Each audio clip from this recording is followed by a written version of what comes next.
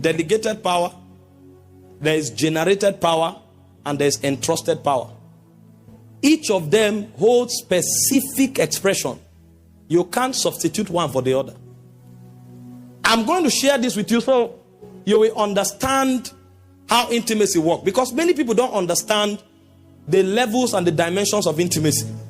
So sometimes they are in God's presence, but because when they taught them about walking with God, they didn't teach them what God's presence was and what intimacy meant.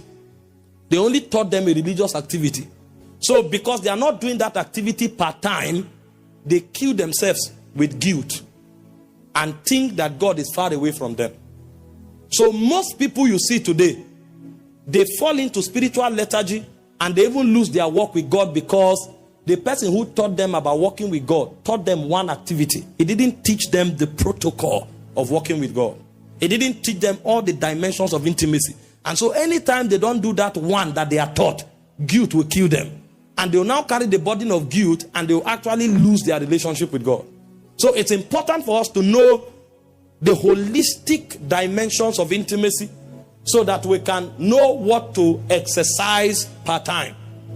I was teaching them about power in Cameroon. And I showed them 3 dimensions of power. And each dimension represents specific things. I told them there are certain powers you will never walk in until you have revelation. If you like, fast for 1 year or 10 years, you will never walk in it. For example, exousia is a positional power. You can only walk in exousia if you have the revelation of the finished works of Christ and who you now are in Christ. This is why many people can't cast out devils.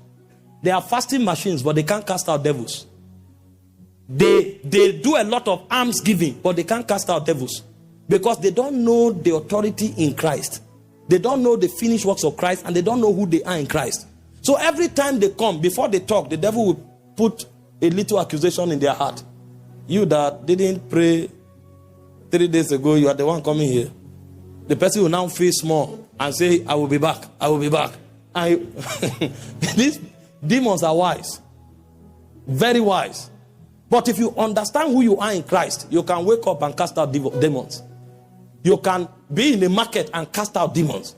This is why in Luke 10:19 and Matthew chapter 10 from verse 1, when Jesus sent them out, they returned to him celebrating that demons were subject to them. When Jesus turned to pray, you know what Jesus said? He said, I thank you, O Father, that you have hid these things from the wise and the prudent, and you have shown it to babes. So the people who came back casting out demons, they were babes. But they knew what Jesus gave them, so they went in that consciousness, and demons were subject to them. Now, some people confuse exousia for iskus. Iskus is also a dimension of authority. But iskus functions to the degree that you are obedient to authority. So if you are not obedient to authority, you can't walk in authority. That's iskus operation. And that one has to do with not demons now, but princes and territorial issues. Because anything that has to do with a prince and a territorial issue, there are laws of the spirit that governs it. These are legalistic beings. They don't do things anyhow. If a prince wants to affect your life, he will make sure you violate something, so that he will stand on the premise of your violation and be bringing accusation before he takes action. It's only a demon that will see space and jump in. And the way he jumps in, he can jump out. But not a prince. A prince is not looking for a body to possess. He's looking for a territory to exercise governance. So he will first of all look for a law to be broken so that he can write his own law. Now, if you come to address a prince, you will need to be under authority to be able to exercise authority there. Now, if you don't know the difference, the moment they say authority, you will feel that unless you have stature, you can't wield authority. So many people, today they have manifestation, tomorrow they don't have manifestation, and they don't know why. Because they don't understand the difference between delegated authority and generated authority. Are you seeing? Now, if you... Okay, I'm saying that somebody is interested. Go and get the message. Hear it. We are not teaching power today.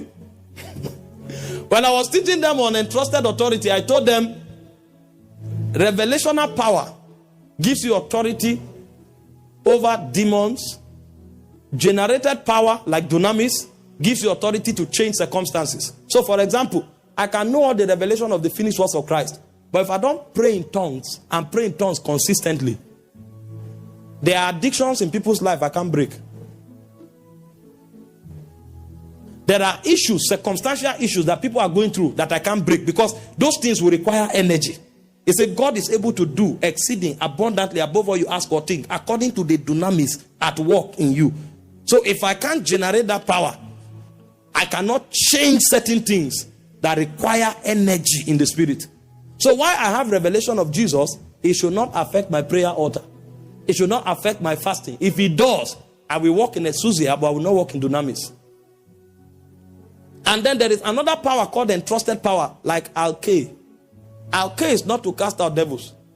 Alke is called influence. Influence. Most times when you read the New Testament, you see words like governor. It's alke. It's influence. So a man may not be doing miracles, but if he comes to your city, it's the president that will welcome him. And anything he begins to do will be global. Meanwhile, you who is raising the dead, you will go to Gwagwalada, it's 10 people that will come there. And you are wondering why. The dead are coming back to life. They will say, yes, we trust God. Glory to Jesus. Well done. But another person, they just say he's coming. The whole road is jammed. The government comes there to pay courtesy visit. They say the guy came for crusade. Governor came for crusade that night. Because of influence. Influence. No miracle is happening, but influence. Because that one runs on virtue. Like humility, like purity, like patience, like kindness. If you don't have virtue, because that one, God will entrust it and say, now, I know you can bring my government to a nation. So he will put something on your life. People will not know the gift you have, but if they call your name, they will tremble. It's called entrusted power. If you don't understand how power works, you may run your whole ministry on dunamis. All your ministry on generated power. So any meeting you are going to, hello, Shaba, Hiba. When you are now 35, you look like 80. The ministry that should have lasted for 40 years will end at 12 or for 15 years, because you are exhausted. That's why most African preachers in the 60s and 70s died early. They knew only generated power. So they are on the mountain 40 days. After 2 months, they go back another 40 days. Now, that is good. Don't get me wrong. But if you do that for 30 years, you will die. A point will come, your muscles, they will die. So while you are doing that, you should also balance with revelation.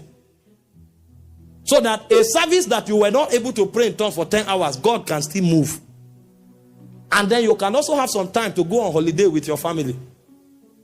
And still come back and cast out demons.